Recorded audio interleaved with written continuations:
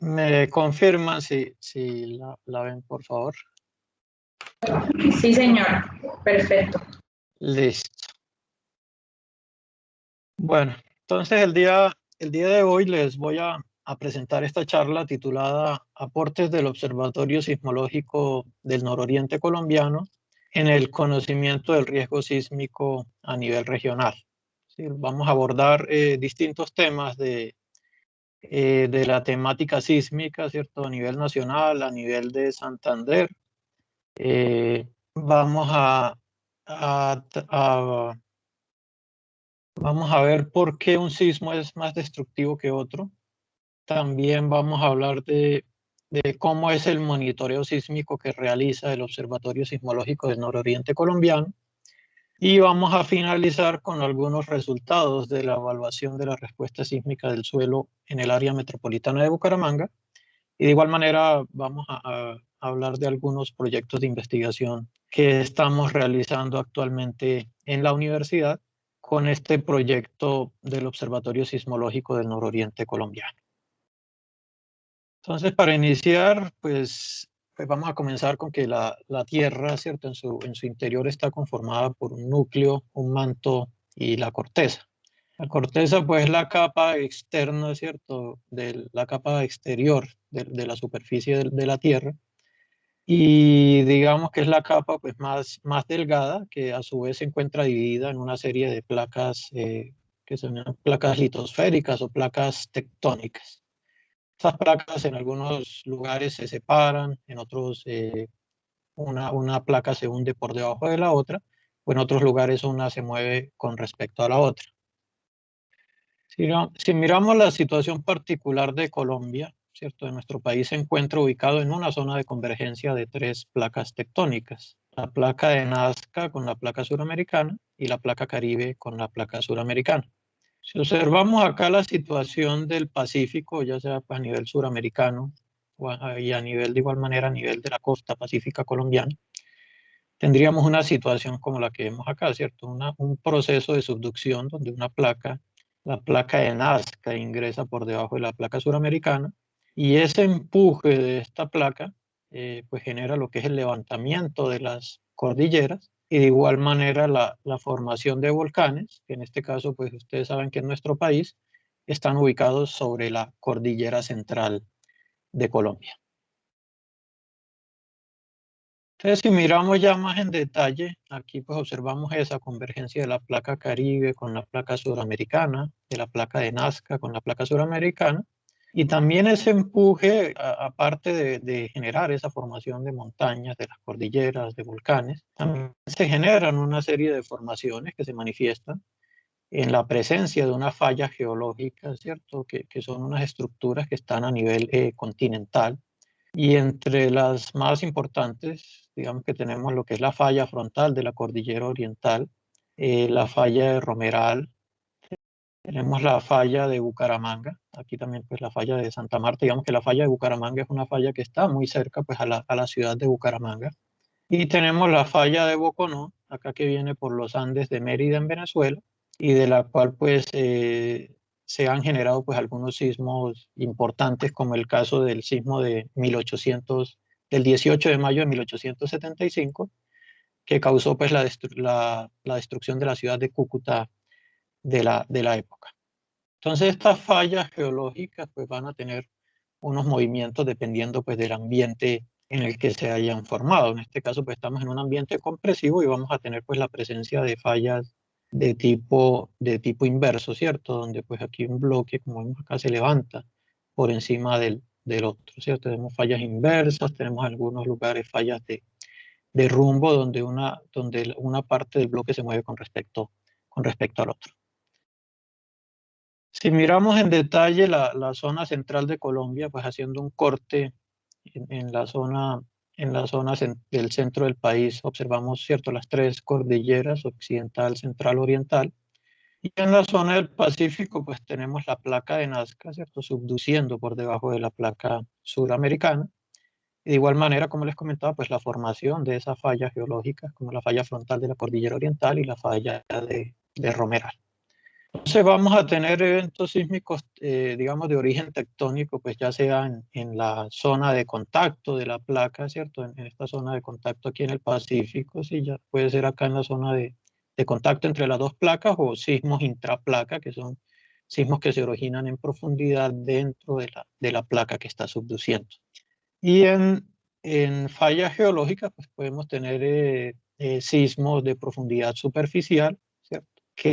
Que pues cuando llegan a superar cierto nivel de magnitud y ocurren cerca a ciudades, pues las viviendas que no tienen un buen sistema de construcción sismoresistente, pues pueden resultar muy afectadas.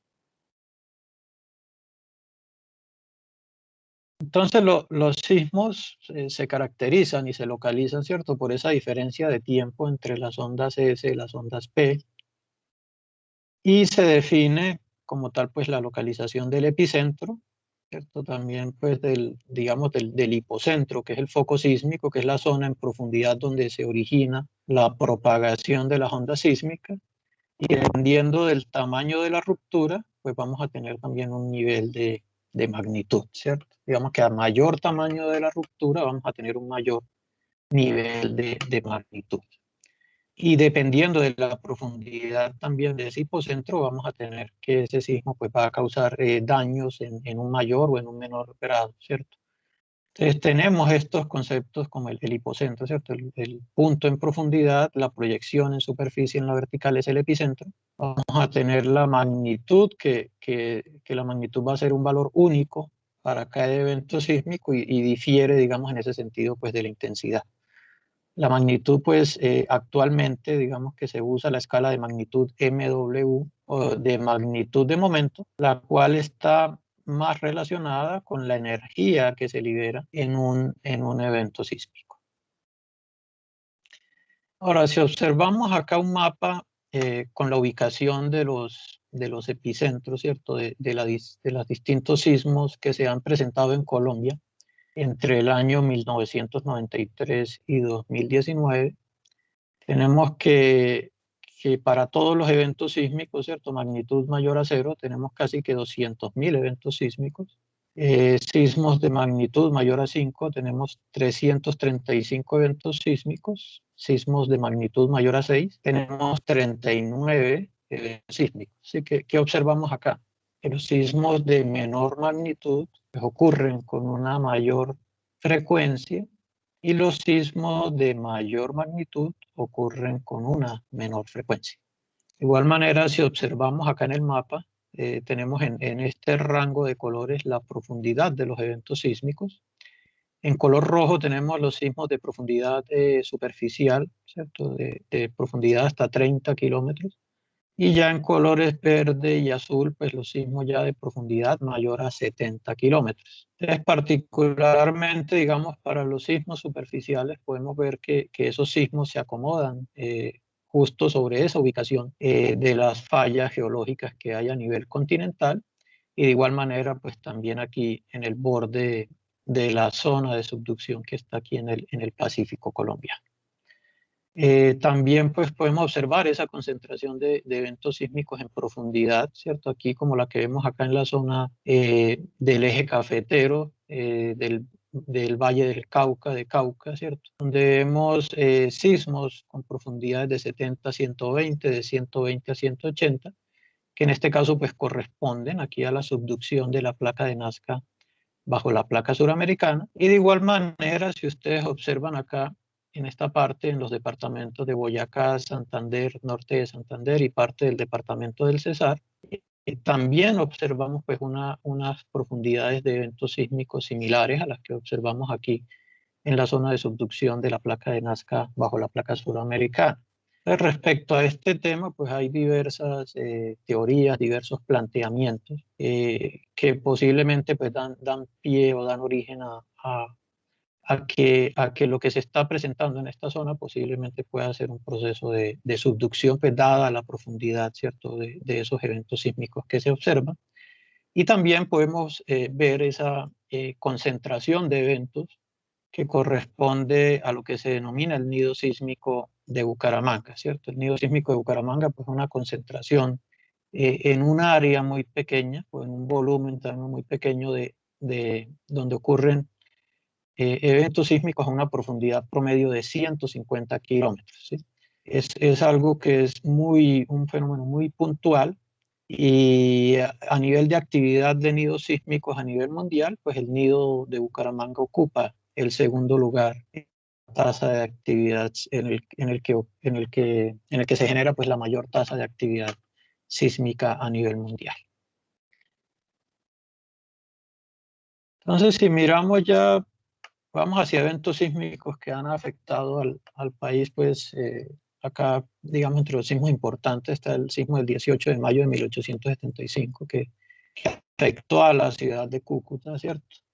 El sismo del 31 de marzo de 1983 en Popayán, que digamos que a partir de este evento sísmico fue que en el año 1984, posterior a este sismo, pues se entró en vigencia como tal el primer código colombiano de construcción sismo resistente. El sismo del 25 de enero de 1999 con epicentro cercano a Armenia, ¿cierto? Que causó pues también la devastación y la destrucción de viviendas que no cuentan o no contaban con un sistema de construcción sismo resistente. Y bueno, ya un sismo más local, el sismo del 10 de marzo de 2015, ¿sí? Con epicentro en Los Santos, originado en el nido sísmico de Bucaramanga, con magnitud de 6.4 que causó pues algunos daños en edificaciones justamente que no cuentan o no contaban con un sistema de construcción sismo resistente.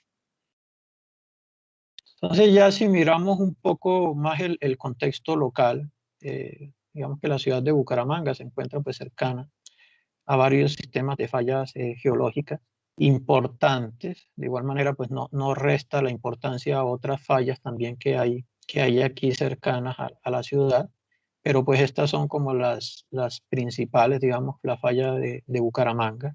Como les decía, pues está muy cerca a la ciudad. Tenemos la falla frontal de la cordillera oriental, también una falla con potencial de generar pues eventos sísmicos fuertes.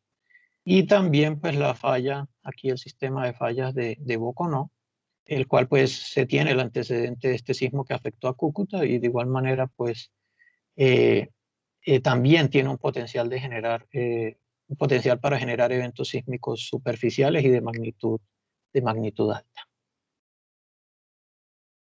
Si miramos ya en detalle la sismicidad que se presenta en la zona del departamento de Santander, tenemos que en este cuadrante se tienen 1.657 eventos registrados, ¿sí? Con magnitud mayor a 4. Y aquí pues observamos muy bien en detalle esa concentración de eventos en lo que se denomina el nido sísmico de Bucaramanga. Digamos que como son eventos que se producen a profundidades promedio de 150 kilómetros, estos eventos, digamos que la energía de las ondas sísmicas es atenuada y cuando llegan a superficie, digamos que los niveles en este caso de los niveles de aceleración que registramos con el observatorio sismológico, esos niveles de aceleración bajos, que en algunos casos pues son sismos que pueden causar daño en edificaciones vulnerables, ¿cierto? Como el caso del sismo del 10 de marzo de 2015.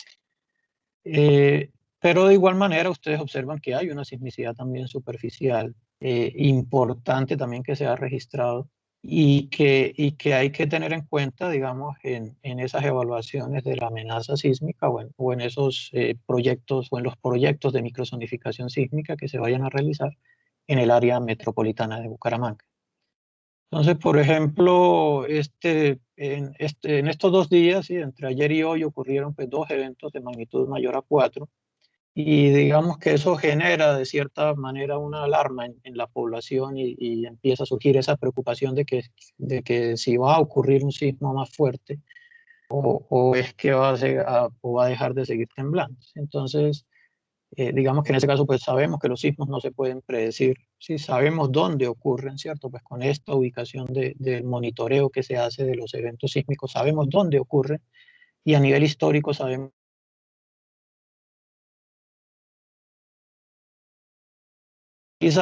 cuáles son esas zonas, digamos, donde más se presenta esa actividad sísmica Y más que preocuparse por si va a ocurrir un temblor más fuerte o más pequeño, pues la verdad lo que hay que tomar son otro tipo de medidas, ¿cierto? Como conocer qué hacer en el caso de la ocurrencia de un sismo fuerte. O también de igual manera el tema de verificar la sismorresistencia de las edificaciones, conocer cómo el suelo también modifica las ondas sísmicas para saber qué tipo de edificaciones pueden verse afectadas. Digamos que esas son las acciones que hay que tomar, ¿sí? Sobre todo, digo yo que más que todo se tienen que enfocar al tema de la sismorresistencia en las edificaciones y ya más adelante vamos a ver por qué.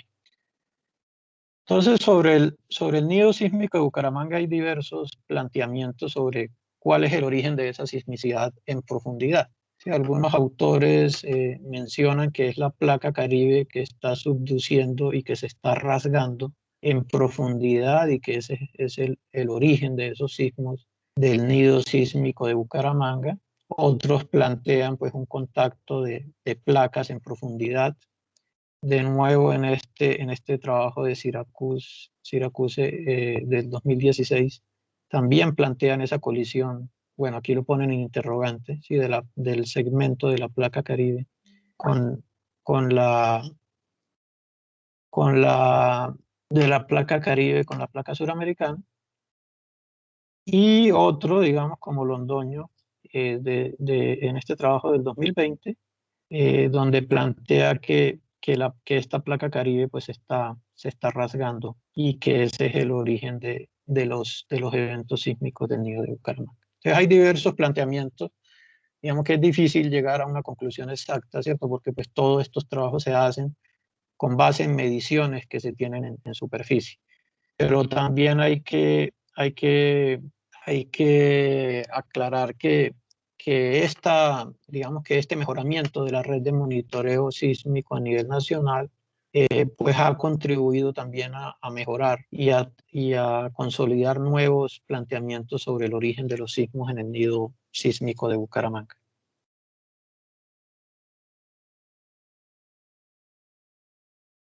Ahora, si miramos en detalle los sismos que han tenido influencia en la región de Santander, pues acá particularmente resalto estos dos eventos sísmicos del año 67, con epicentro en Betulia, Santander, y el sismo del 10 de marzo de 2015, ¿cierto? Con magnitud 6.3, con epicentro en Los Santos. Digamos, algo muy particular que ocurrió en estos dos eventos sísmicos es que en estos dos eventos, digamos, si miramos la descripción de dónde se percibió, dónde se sintió este movimiento sísmico, pues prácticamente son los mismos. La misma descripción, digamos, que se sintió casi que desde el norte del país hasta el suroccidente de Colombia.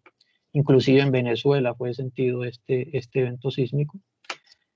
Y los daños, particularmente los daños en las edificaciones, pues fueron similares, ¿cierto? Digamos, en edificaciones, en este caso de adobe, de tapia pisada, edificaciones vulnerables que no son sismo resistentes, digamos que presentaron ciertos daños a nivel estructural. Ahora sí vamos a mencionar vamos a hablar por qué un sismo es más destructivo que otro, ¿cierto? Digamos que no todos los sismos son destructivos, y bueno, y hay algunos factores que inciden en esa destructividad de un evento sísmico. Primero vamos a hablar de la magnitud. Les comentaba al inicio que la magnitud pues, es un valor único del evento sísmico y está relacionado con la energía que se libera en un evento sísmico. Y la intensidad pues, está dividida en 12 niveles de intensidad que van a depender, ¿cierto? De la localización del evento, de la profundidad, del tipo de suelo, del tipo de construcción y de la ubicación donde yo me encuentre, y donde yo haya percibido el evento sísmico. Entonces, la magnitud pues, es una medida como tal cuantitativa, ¿cierto?, de la energía que se libera en un evento sísmico, y la intensidad como tal es una medida cualitativa basada pues, en la descripción de los daños que se hayan registrado ante la ocurrencia de un evento sísmico. Otro factor que incide en la destructividad de un evento pues, es la profundidad del sismo. En este caso, nuevamente traigo como referencia el sismo del 10 de marzo de 2015, y se compara con el sismo de Armenia del 25 de enero del 99. El sismo de Los Santos, magnitud 6.3, el sismo de Armenia, magnitud 6.1, profundidad en el sismo de Los Santos, 158 kilómetros, profundidad en el sismo de Armenia, superficial, ¿cierto? Menor a 30 kilómetros. Si miramos los dos mapas de intensidad, ¿cierto? Del movimiento en los dos casos, podemos observar aquí que en el sismo de Armenia, por ejemplo, pues podemos tener, se registraron intensidades que se clasificaron como severas, ¿cierto? Y casi que ocuparon el departamento, como tal, el departamento del Quindío, ¿cierto? En cambio, si lo comparamos con el evento del 10 de marzo de 2015, podemos observar que esas intensidades llegaron acá hasta este color, casi que llegaron a ser con una intensidad fuerte, ¿cierto? Y de igual manera, ustedes pueden ver que el área, digamos, digamos, de percepción de que se sintió este movimiento sísmico, pues fue mucho mayor que en el caso del sismo de Armenia, ¿sí? Eso con respecto al nivel de intensidad. Y si miramos con respecto a los daños que se presentaron en estos dos eventos sísmicos, pues en el sismo de Armenia hubo casi que 36.000 edificaciones destruidas. En el sismo de Los Santos se tiene una cifra de 491 edificaciones destruidas. Entonces allí vemos digamos, ese factor de la profundidad y también de igual manera pues de la sismoresistencia, ¿cierto? Cómo inciden como un factor en la destructividad de un sismo. También les comentaba que hay que tener en cuenta el tipo de suelo, ¿cierto? En la evaluación de la respuesta sísmica. Por ejemplo, en sitios de roca firme o una roca que es dura, digamos que el movimiento sísmico va a ser de una baja amplitud y de una alta frecuencia, o lo podríamos llamar de periodo corto. Cuando ya esas ondas se propagan por un medio que es un poco más blando, como sedimentos pobremente consolidados, vamos a observar que esa onda tiene una modificación en su nivel de amplitud y de igual manera en su frecuencia o en su periodo de vibración. Y a medida que ese suelo sea más blando, pues vamos a tener unos niveles de amplitud mucho más grandes y unos periodos de vibración mucho más largos. Entonces, dependiendo de este tipo de factores, como es la respuesta del suelo o los efectos de sitio, vamos a poder definir, bueno, cuál es la tipología de edificación que vamos a poder construir. Por ejemplo, si construimos un edificio alto, en estos suelos que vibran a periodos largos, pues este edificio va a vibrar mucho más fuerte, si digamos que va a tener un nivel de sacudimiento mucho más fuerte que si un edificio de la misma altura fuese construido sobre un suelo de roca firme, ¿cierto? Digamos que el movimiento va a ser menor. Pero en cambio, cuando se tienen edificaciones de baja altura, digamos que para estos periodos largos, pues responden mejor, tienen un mejor comportamiento las edificaciones de baja altura y en suelos de tipo de roca firme van a tener pues un mayor nivel de sacudimiento. De igual manera, también dependiendo del tipo de suelos, y por ejemplo cuando se tienen suelos arenosos, saturados de agua, pues también se pueden presentar estos fenómenos de licuefacción, donde prácticamente que una edificación se puede inclinar completamente sin perder su integridad estructural, pero pues sí va a perder su funcionalidad. Y de igual manera, si tenemos zonas potenciales, digamos que con potencial de fenómenos de movimientos en masa, pues un sismo con una aceleración alta, pues también puede, dependiendo de las condiciones de la ladera, pues puede también detonar este tipo de fenómenos. Por ejemplo, en el caso del sismo que ocurrió en México el año pasado, sí ocurrieron este tipo de cosas. Se presentaron incendios en refinerías, se presentaron estos deslizamientos en algunas vías. Y bueno, y algunos acá videos de personas que mostraban cómo era la intensidad de ese movimiento. Algo particular que les presento aquí en esta imagen, digamos, es esta actividad que hacen estos obreros que están trabajando en un edificio alto. Y como ustedes ven, ellos lo primero que hacen es acercarse a donde están los elementos estructurales, en este caso las columnas, y allí esperan a que el movimiento sísmico se detenga. Sí, en este caso ustedes no ven que los trabajadores hayan salido a correr, a buscar la salida, ¿cierto?, de emergencia, porque pues saben que están en un piso alto y que acciones como esta, ¿cierto?, conocer cuáles son esos lugares seguros en una edificación, ya sea que esté en construcción o que esté ya terminada, puede salvarnos la vida, ¿sí? Entonces este tipo de acciones también es importante para salvaguardar la vida, tanto nuestra como la de nuestras familias. Entonces ya para ir entrando en el tema del riesgo sísmico, ¿cierto? Pues hay que mencionar que tenemos, ¿cierto?, unos niveles de amenaza. Están definidos pues por esa actividad de estas fallas geológicas, ¿cierto?, por ese movimiento y por la ocurrencia de los eventos sísmicos en nuestro territorio nacional, con el cual pues se definen estos niveles de amenaza que en este caso pues están establecidos, están definidos en la norma sismorresistente vigente del año 2010 y que del cual también el Servicio Geológico Colombiano el año pasado pues publicó una actualización de los resultados del Mapa Nacional de Amenaza Sísmica.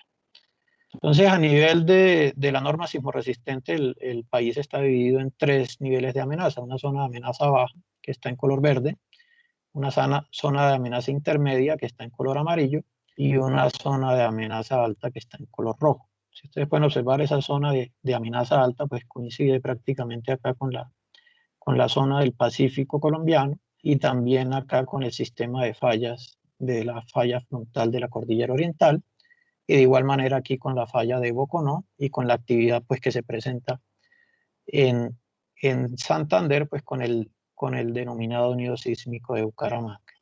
Entonces, si yo tengo una buena construcción, ¿cierto?, conformada por un buen sistema de cimentación, con un buen sistema estructural conformado por unas buenas columnas, unas buenas vigas, digamos que en el caso de la ocurrencia de un evento sísmico fuerte, pues esta edificación va a responder de forma adecuada ante la ocurrencia de un evento sísmico sin llegar al colapso. ¿Sí? Digamos que ese es el objetivo que se tiene cuando se diseña de forma sismorresistente, que una edificación pues no llegue como tal al colapso. Pero si tenemos el caso de estas edificaciones que empiezan a crecer en altura, ¿sí?, que inicialmente empiezan con un piso, si se consigue dinero se construye otro piso, si hay más dinero construye un tercer piso y luego un cuarto piso, donde es una edificación que crece sin tener un control en su sistema estructural, prácticamente que estamos construyendo allí es un desastre.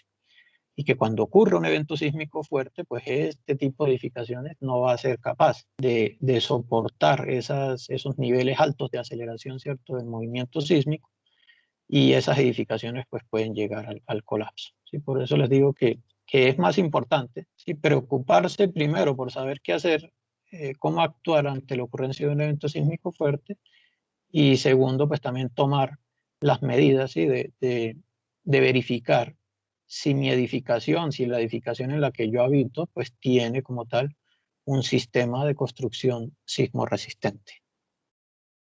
Entonces tenemos casos como estos, ¿cierto? Como este que ya lo vimos, como este que son casos que nosotros vemos, ¿sí?, no solo en Bucaramanga, sino que la vemos en las principales ciudades de Colombia, ¿sí? Casos de este tipo de autoconstrucción, donde edificaciones crecen en altura sin ningún control, y ese la verdad es un verdadero problema para lo que el tema de la resistencia sísmica. Y ya sobre el tema de saber qué hacer, sí, pues digamos que no siempre la mejor opción es evacuar inmediatamente, sí, cuando está justamente ocurriendo el movimiento sísmico fuerte, sino que previamente en mi edificación pues tengo que ubicar cuáles son los lugares seguros, ¿sí? Ya sea debajo de una mesa que yo vea que me puede proteger, ¿sí?, o si ya tengo identificados los elementos estructurales, pues hacerme ahí al lado de un elemento estructural, cubrirme la cabeza y esperar que pase como tal el movimiento sísmico. Ya si el movimiento fue muy fuerte y hay que evacuarse, y después de que ocurre el movimiento, pues entonces ya hay que evacuar con el kit de emergencia, saber cuál es el punto de encuentro, no usar ascensores, cerrar válvulas de gas si es posible, y pues no consumir inmediatamente agua del grifo, ¿cierto? Porque pues, puede estar contaminada.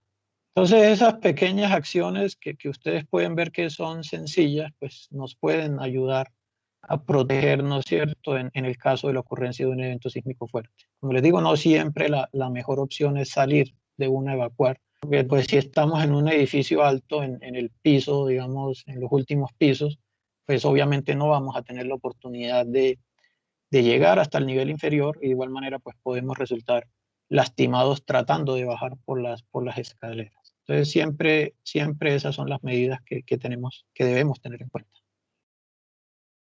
Y bueno, siempre pues esta información hay que aclararla, ¿cierto? Como les digo, por ejemplo en este caso de estos eventos sísmicos que se registraron y los que se registraron el año pasado en el mes de julio de 2020, se generaron esa alerta, ¿cierto? Que decía la gente, no, que es que va a temblar más fuerte, que es que va a temblar de 6, de 6,5, de 6,7. Entonces, digamos que los sismos, como les decía, pues no se pueden predecir. Si sabemos dónde han ocurrido los eventos sísmicos o dónde se pueden presentar, pero no se puede predecir la fecha, ni la hora, ni la magnitud, ni la profundidad de ocurrencia de un evento sísmico. Entonces siempre van a llegar estas cadenas, ¿cierto? Que van a alertar, que esto generalmente llega después de que ocurre un sismo fuerte y la verdad genera pues una alerta mucho mayor en las personas. En vez de tranquilizarlas, pues las altera un poco más. De, por ejemplo, casos como este, que dice que un sismo de magnitud 10,5 grados es 5 veces más fuerte, o sea, bueno, ni siquiera los sismos superan el nivel de 10, ¿cierto? Digamos que la escala de magnitud está hasta 10, o sea que esto es una información que es totalmente errada, ¿sí? Entonces, la invitación es que cuando les llegue este tipo de información a su WhatsApp o a sus redes sociales, pues eviten compartirla, eviten seguirla circulando porque pues la verdad genera más alarma en la población. Más bien díganle al que la está enviando que los sismos como tal pues no se pueden predecir y que estén siempre atentos a la información de las fuentes oficiales como el Servicio Geológico Colombiano o de igual manera de la información que nosotros generamos en el Observatorio Sismológico del Nororiente Colombiano. Bueno, ahora sí vamos a hablar del monitoreo sísmico que se realiza en el Observatorio Sismológico. Entonces, el proyecto del Observatorio Sismológico comenzó con un convenio entre la Universidad de Santander UDES y la Corporación CDMB. Y actualmente, a partir del año pasado, también el Servicio Geológico Colombiano pues, se sumó a este proyecto del Observatorio Sismológico del Nororiente Colombiano. Entonces, en la Universidad de Santander pues, están actualmente vinculados los programas de ingeniería ambiental, de ingeniería agroindustrial, ingeniería civil, ingeniería de software y la especialización en geotecnia ambiental. Sí, también pues tenemos en algunas ocasiones hemos tenido el apoyo del programa de geología y esperamos pues que ya que ustedes están acá, estimados estudiantes, pues también la invitación es a que formen parte también de esta iniciativa, de este proyecto, en el cual pues también necesitamos generar más insumos sobre el tema de la geología a nivel local en la zona de la ciudad de Bucaramanga y del área metropolitana y de igual manera también de trabajos de investigación sobre la respuesta sísmica del suelo. En la corporación CDMB pues, trabaja con nosotros el grupo de conocimiento ambiental y del Servicio Geológico Colombiano está el grupo de trabajo de la Regional de Bucaramanga y el grupo de evaluación y monitoreo de la actividad sísmica en la ciudad de Bogotá. Entonces, la red de estaciones con la que inició este proyecto, pues nosotros comenzamos con una red de 8 estaciones que son propiedad de la corporación CDMB y ustedes las observan acá. Si tenemos como tal 7 estaciones acá cerca de la meseta de Bucaramanga y una estación que está más cerca a los epicentros en la zona de la Mesa de los Santos, así que está pues al sur de la ciudad de Bucaramanga. Actualmente, de acuerdo a los últimos trabajos que hemos realizado para fortalecer lo que es la capacidad de monitoreo sísmico de la red, nosotros hemos trabajado en lo que es la implementación, en el diseño y la implementación de un sistema de monitoreo sísmico en tiempo real. Y para esto, pues ya en este momento tenemos 4 estaciones que cuentan con esta tecnología, que es la estación de Morro Rico, de Campo Hermoso, de Vivero Nazaret y Villa Elena. Y nuestro objetivo como tal, pues, es que todas las estaciones estén conectadas en tiempo real para poder suministrar información sobre la respuesta del suelo de forma oportuna cuando ocurre un evento sísmico. Como que esta información pues se lleva ya sea por un sistema de antenas o de internet fijo celular a la sede de la Universidad de Santander. Y ya con el convenio que les comentaba que se firmó con el Servicio Geológico Colombiano, se anexaron a esta red de monitoreo estas 4 estaciones que están ubicadas en la UIS, en Florida Blanca, en Girón y Piedecuesta, digamos que ya entraron a formar parte de esta red de estaciones. Aquí está la estación de la Mesa de los Santos. Y como tal, en este momento pues tenemos 12 estaciones de monitoreo sísmico como tal operando en el área metropolitana de Bucaramanga. De igual manera, con la corporación CDMB estamos en un proceso de fortalecimiento y mejoramiento de la cobertura de la red de monitoreo, en el cual esperamos instalar nuevas estaciones en Río Negro, en Lebrija, en Matanza, El Playón y en otras zonas de Bucaramanga y su área metropolitana. Entonces, como les comentaba, la transmisión de los datos, digamos, la hacemos de distintas formas. Una de ellas, en el caso de las estaciones de Morro Rico y Campo Hermoso, utilizamos antenas Wi-Fi, antenas inalámbricas que operan en frecuencia libre, que digamos que no hay un costo asociado. Y también les estamos implementando a cada una de las estaciones un sistema de energía solar para que también tengan una autonomía energética y pues no vayan a fallar cuando ocurre un evento sísmico fuerte. Entonces digamos que esta estación de Morro Rico es nuestra estación piloto en esta parte de contar con energía solar y también con este sistema de transmisión, y el cual pues como les digo ya lo estamos comenzando a implementar en otras estaciones. En el caso de las estaciones de Vivero, Nazaret y Villa Elena, se trabajan con internet fijo, ¿cierto? Internet es como el que cada uno tiene en su casa, o internet celular, y esa información vía internet la mandamos a UDES, donde en un servidor que está prácticamente monitoreando las 24 horas del día, los 7 días a la semana, estamos registrando, digamos, almacenando, organizando y procesando esa información en tiempo real, y para generar pues esos reportes sobre cómo es la respuesta del suelo en la ciudad de Bucaramanga y en el área metropolitana. Y de igual manera, pues esa información también la estamos utilizando en diferentes proyectos de investigación que estamos haciendo en el observatorio. Entonces, estos equipos de monitoreo registran el movimiento del suelo en 3 direcciones, y en 3 direcciones perpendiculares. Aquí vemos una componente vertical, en una componente norte-sur y en una componente este-oeste, ¿sí?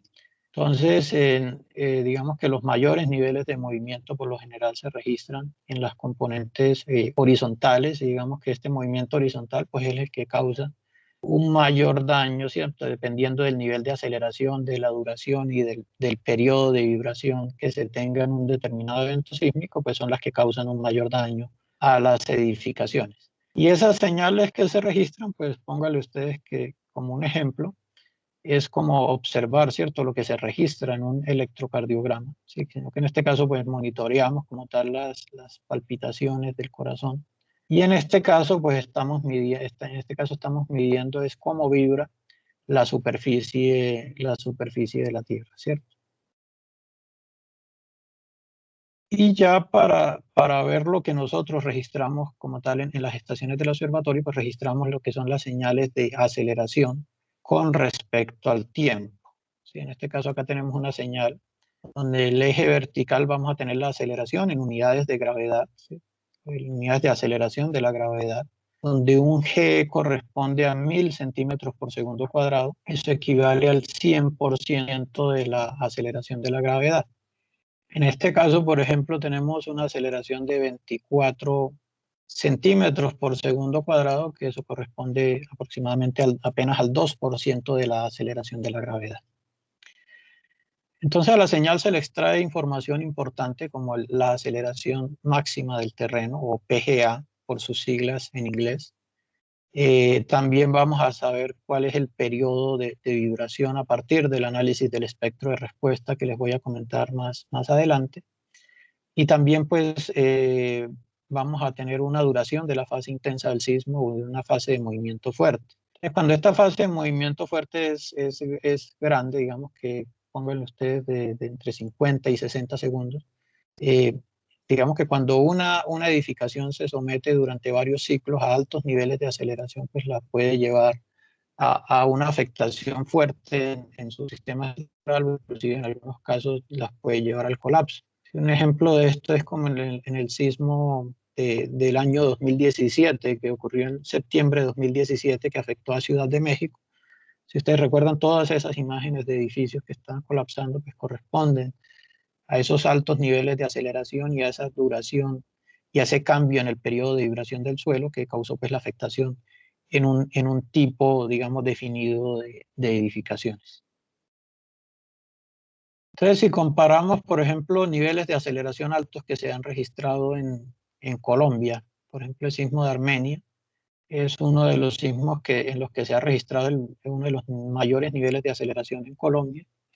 En ese caso, por ejemplo, ustedes ven que la aceleración máxima fue de 570 centímetros por segundo, o sea, aproximadamente cercano al 60% de la aceleración de la gravedad. En cambio, en el sismo del 10 de marzo de 2015, si lo volvemos a comparar, la aceleración máxima que se registró ahí fue de apenas 61 centímetros por segundo cuadrado, que corresponde al 6% de la aceleración de la gravedad. ¿Sí? Entonces, observamos acá, pues, nuevamente lo que es la influencia, digamos, de la profundidad a la que se origina el evento sísmico, ¿cierto? Que favorece, pues, esa atenuación en el nivel de aceleración de las ondas sísmicas. De igual manera, como hablábamos, pues hay que tener en cuenta también el tipo de suelo sobre el que están las estaciones de monitoreo, sobre el que están, pues, las edificaciones construidas, ¿sí? Pues Bucaramanga. Digamos, es el mapa de zonificación geotécnica del año 2001, en la primera fase del estudio de zonificación sismogeotécnica que se realizó entre el Ingeominas y la corporación CDMB, y se definieron estos tipos de suelos, ¿cierto? Tenemos pues limos rojos del abanico aluvial de Bucaramanga, zonas de rellenos sueltos, zonas susceptibles a deslizamientos en la zona norte de Bucaramanga, rocas fracturadas por la falla de Bucaramanga aquí en este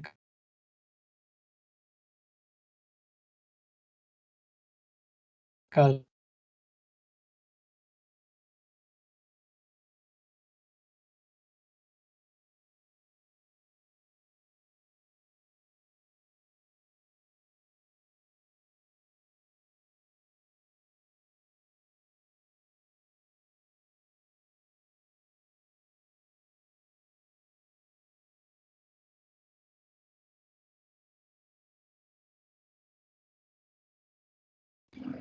Hola, Carlos.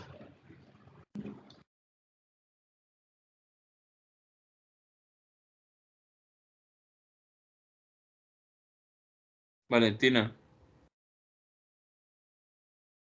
Sí, creo que al ponente se le cayó la red de internet. Y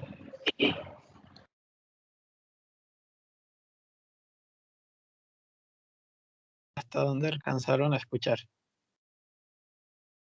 No, en el mapa.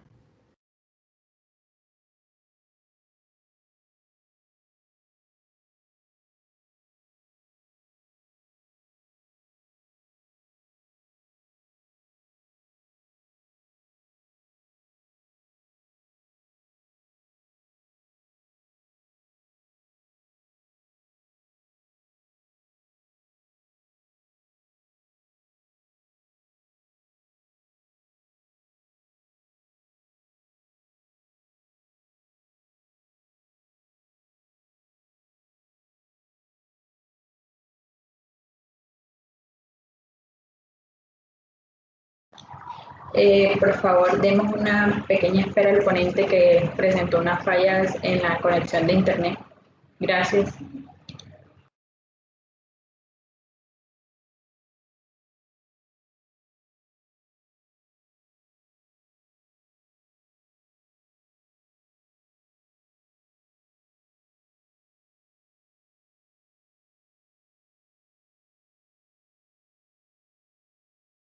En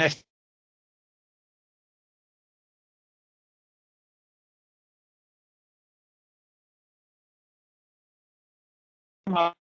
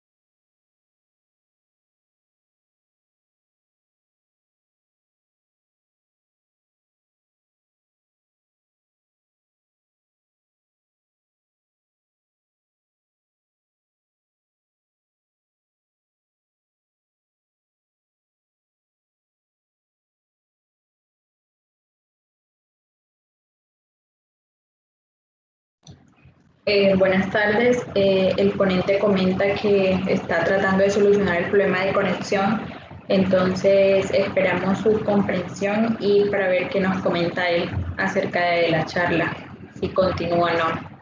Gracias.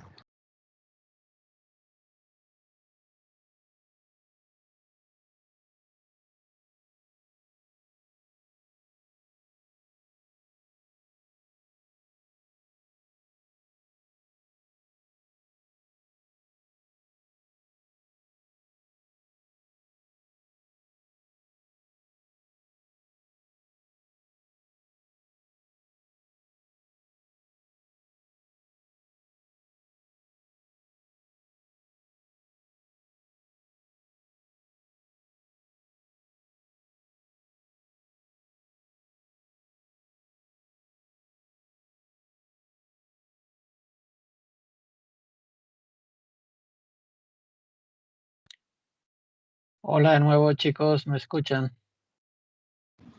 Hola, sí señor, sí se le escucha. Listo, dale, entonces vamos a continuar. Qué pena ahí la desconexión. Tranquilo.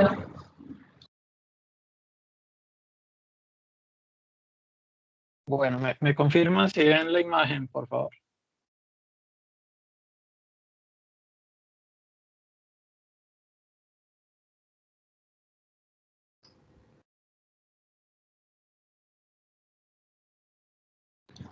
Aún no. ¿La imagen la ven, no? ¿O está de nuevo paralizada? Está cargando. No, aún no aparece la presentación. Listo. Espérenme.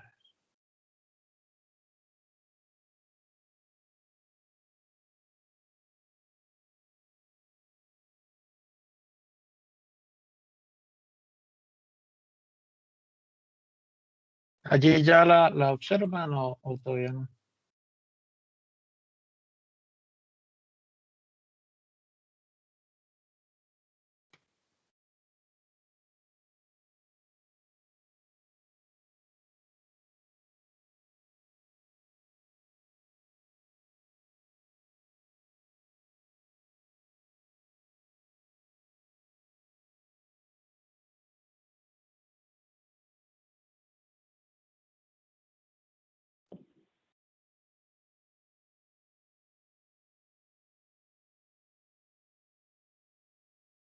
Listo, ahora sí, sí, señor.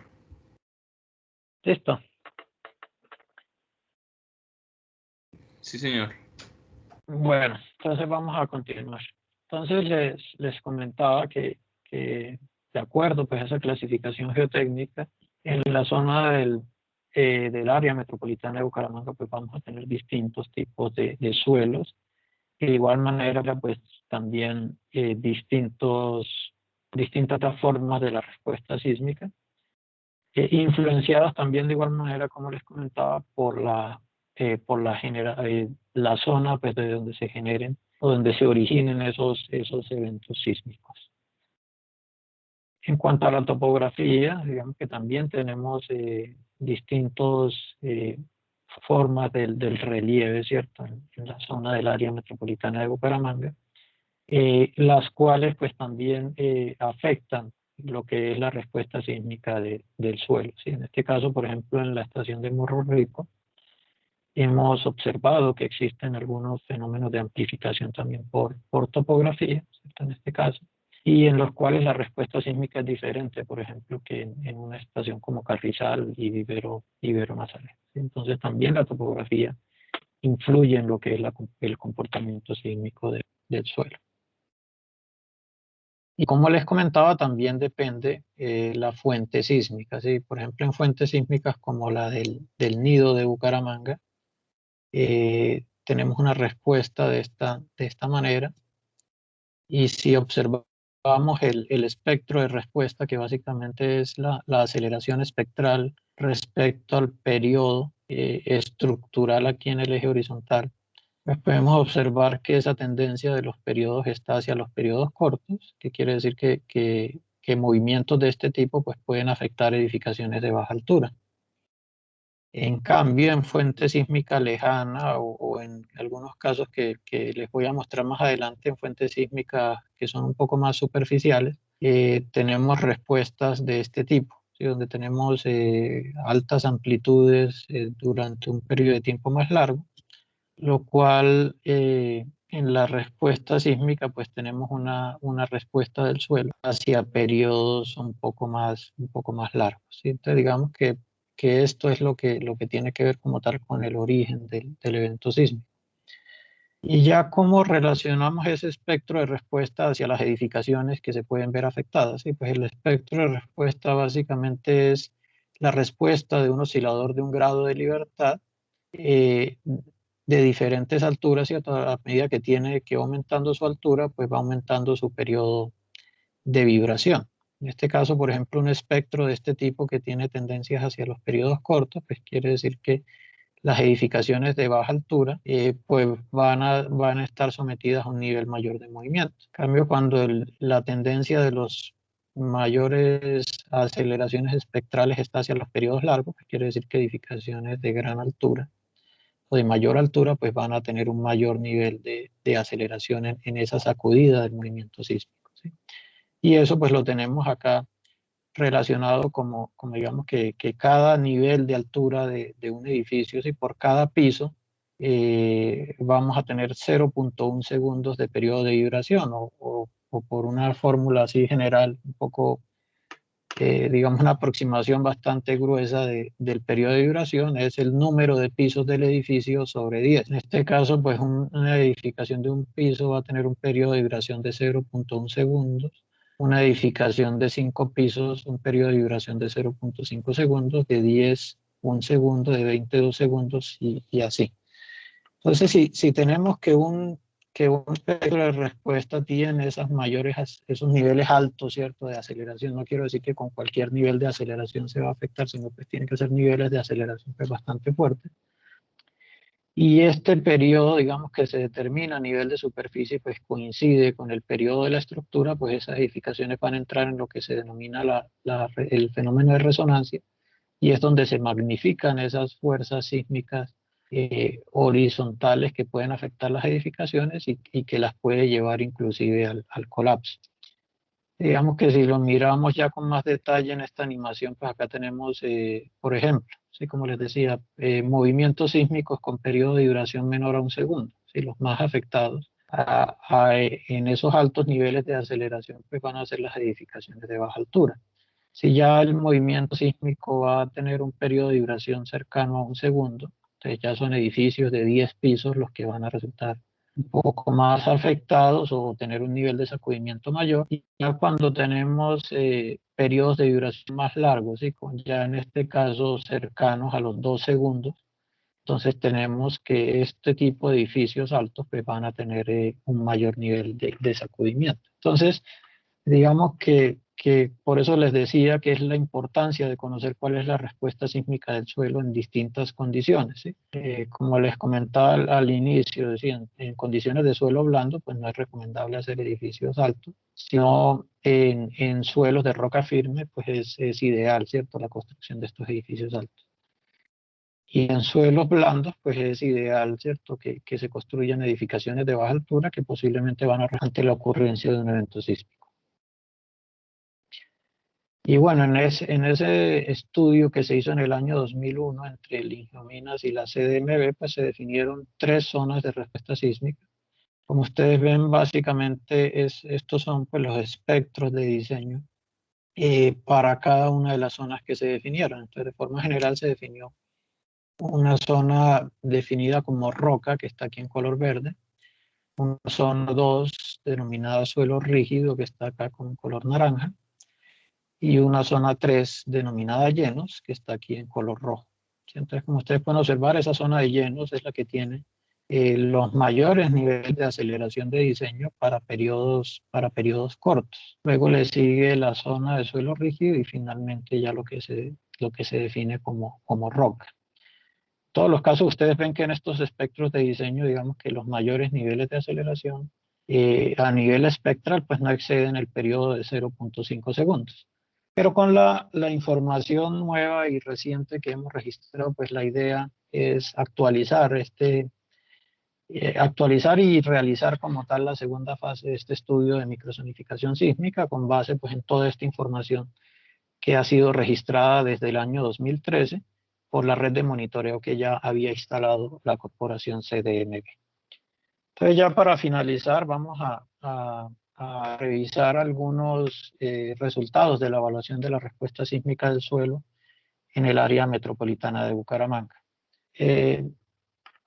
Digamos que como tal en la sismicidad relevante que se ha registrado por parte del Observatorio Sismológico, entre mayo de 2013 y diciembre de 2020 se han registrado 37 eventos sísmicos con magnitud mayor a 5 en la red de estaciones allí que está en el área metropolitana de Bucaramanga.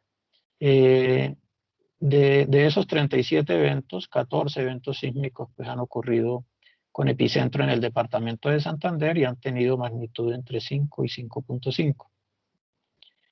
La distancia epicentral, digamos que también se han registrado sismos cercanos, así como también sismos lejanos, que inclusive tienen origen en Venezuela y en Perú. Sí, también digamos que la capacidad de la red de registro pues es bastante buena para registrar tanto sismos cercanos como sismos lejanos. Y la información la estamos publicando en las redes sociales de la UDES, @UDES_al-piso-oficial, @carcdmb, donde ustedes en nuestra cuenta de Twitter pues, van a observar estos reportes que estamos llevando a la comunidad. ¿Sí?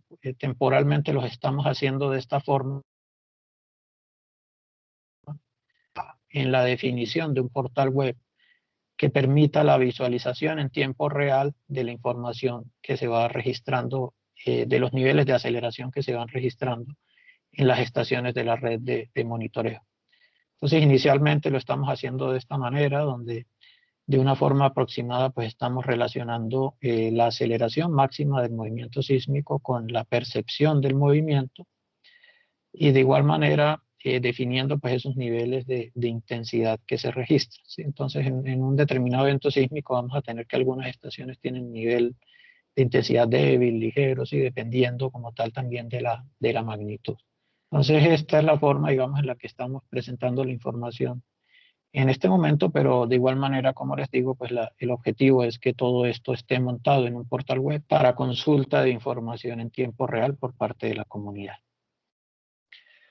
Entonces, si revisamos un poco los eventos que ocurrieron el año pasado, en el mes de julio de 2020, tenemos pues algunas diferencias, digamos, en lo que es la respuesta del suelo, por lo menos a nivel de aceleración. Por lo menos acá en este sismo del 8 de julio, que fue de magnitud 5.2, en la estación, por ejemplo, de Ibero Nazaret, pues se registró el nivel de aceleración más bajo. Como ustedes ven aquí en la de Parque Morro Rico, se tiene el mayor valor de amplitud en estas estaciones y que correspondería pues posiblemente a un efecto topográfico que estamos allí en proceso de investigación. Perdón, y de igual manera, pues también tenemos diferencias también en la respuesta sísmica en estaciones como Campo Hermoso y en estaciones como esta de la UIS. De igual manera, ustedes pueden observar que la tendencia, digamos, en los periodos que se registraron en este evento sísmico están hacia los periodos cortos, o sea, las edificaciones de menor altura son las que tienen un mayor nivel de sacudimiento.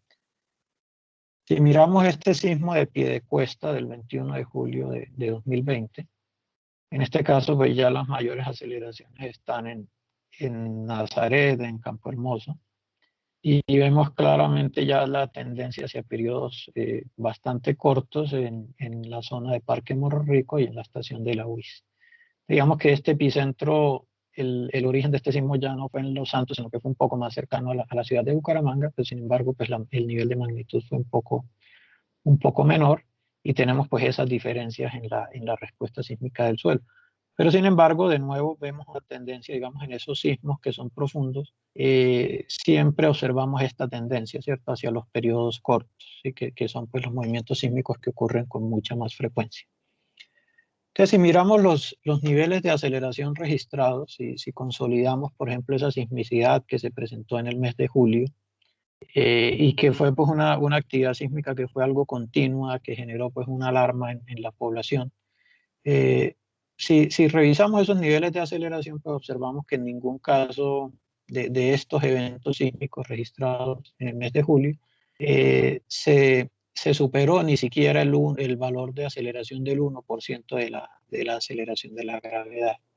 En este caso, esos niveles, como observamos, mayores de aceleración se registraron en Morro Rico y en Campo Hermoso.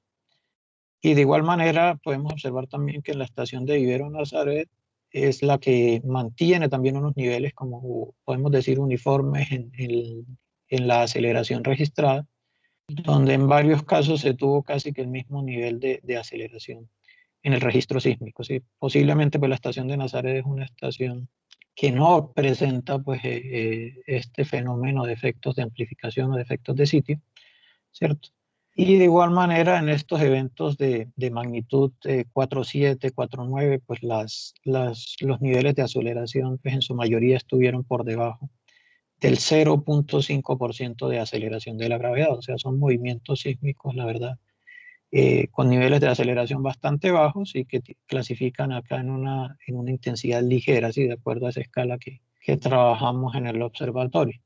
Y ya sismos de magnitud 4.1, 4.2, pues están generalmente en este rango, ¿sí? En un rango de intensidad débil y muy débil.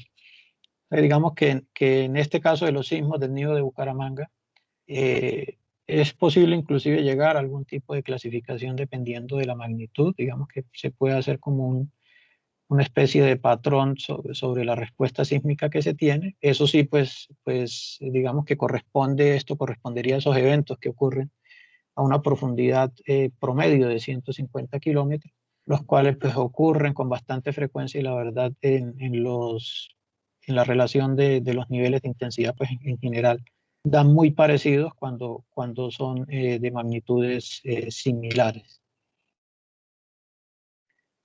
Ya para observar, digamos, un movimiento de una mayor magnitud y de los movimientos en los que tenemos un mayor nivel de registro en la aceleración, pues tenemos este sismo de Los Santos del año 2014, de magnitud 5.4, donde, por ejemplo, aquí en la estación de la Mesa de Los Santos, tenemos una intensidad que se llega ya a catalogar como muy fuerte, y el valor de aceleración es cercano al 6% de la aceleración de la gravedad.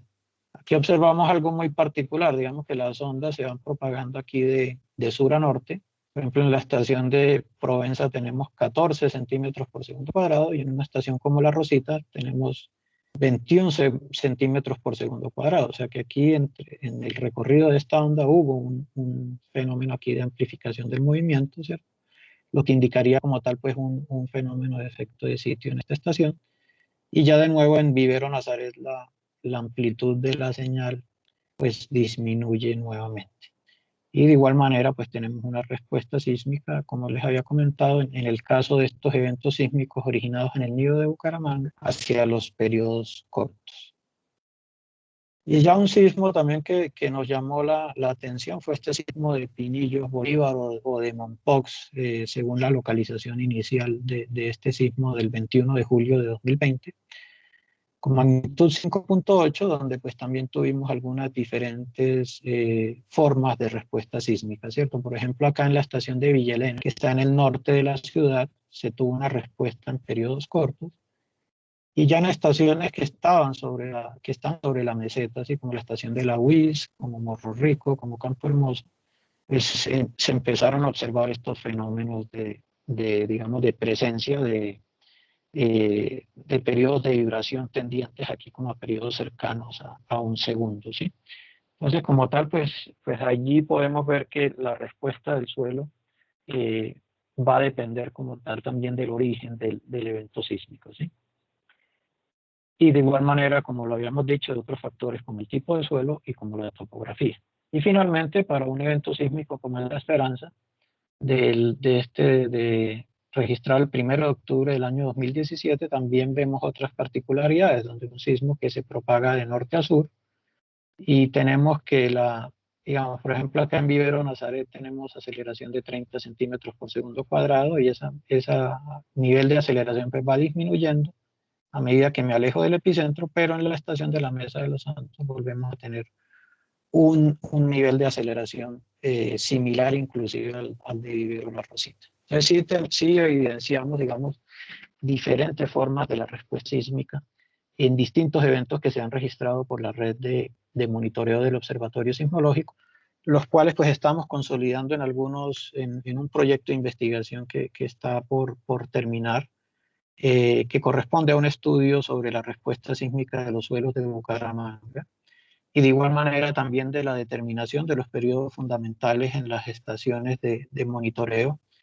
que estamos actualmente pues realizando con la profesora Viviana Munevar de Ingeniería Civil y en el cual pues esperamos que esta información sirva de insumo para lo que es la segunda fase del proyecto de microzonificación sísmica del área metropolitana de Bucaramanga. Entonces, para finalizar, digamos que ya para ver ese aporte, ¿cierto?, a la gestión integral del riesgo sísmico, sí es importante pues, conocer la amenaza sísmica, evaluar la respuesta sísmica del suelo, de igual manera evaluar la vulnerabilidad sísmica de las edificaciones, que corresponde a conocer cuáles son las tipologías estructurales que tienen las viviendas en la zona de Bucaramanga y del área metropolitana, para forma cuantificar daños y pérdidas por eventos sísmicos que se lleguen a presentar y de esta manera pues definir esas políticas para la preparación, para la respuesta ante la ocurrencia de eventos sísmicos y de igual manera tomar medidas ¿sí? para la reducción del riesgo sísmico como son estos trabajos de reforzamiento estructural tanto en edificaciones antiguas así como en edificaciones que no cuenten con un sistema estructural sismo resistente, pues buscar el uso de técnicas económicas que permitan que por lo menos las edificaciones de este tipo pues no lleguen al colapso ante la ocurrencia de un evento sísmico fuerte.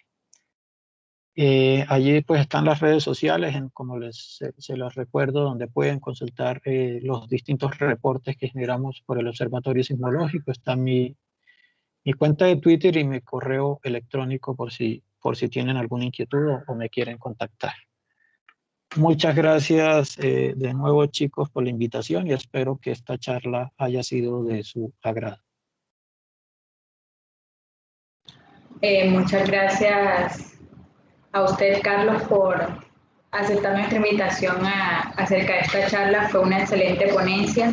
Gracias también a todos los participantes que de una u otra forma pues asistieron a la charla. No sé si alguien tendrá alguna pregunta, alguna duda que puede pues comentarle en el chat o activar su micrófono y hacer la pregunta.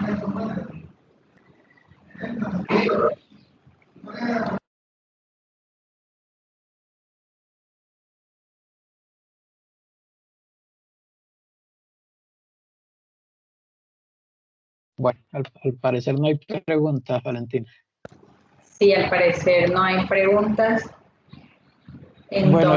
Bueno, yo los invito como estudiantes de geología también a que se vinculen, a que conozcan un poco más de esta iniciativa que estamos trabajando desde la universidad, ¿sí? Desde su universidad, y que como tal pues ustedes ven que es un tema pues muy importante para la región, ¿cierto? Como es este tema sísmico allí en Bucaramanga y el área metropolitana. Así es, sí, señor. Aquí en el chat tenemos una pregunta. A ver. Sí, no veo preguntas. José Javier Plata Soto pregunta que se puede tener información sobre el estudio sísmico de Bucaramanga. Sobre el del que se realizó en el año 2001, sí, esa es información que está pública, digamos que está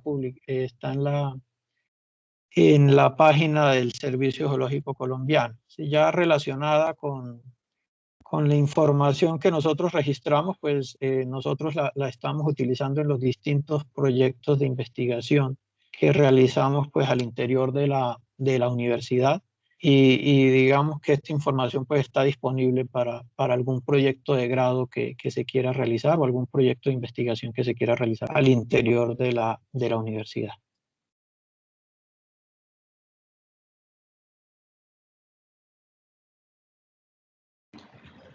Vale, si alguien más tiene otra pregunta.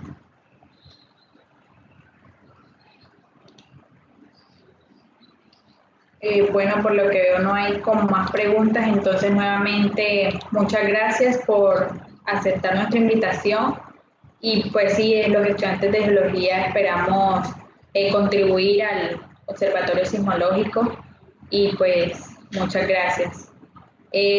Gracias, Valentina, de nuevo. Finalmente, pues esta conferencia la podrán ver en el canal de YouTube de nuestros capítulos, en la CCGUDES y en la IPUDES aparecemos en YouTube, y en las redes sociales también estaremos colgando toda la información acerca de las charlas que tendremos esta semana y la otra. Entonces, muchas gracias y ya damos por finalizada la charla.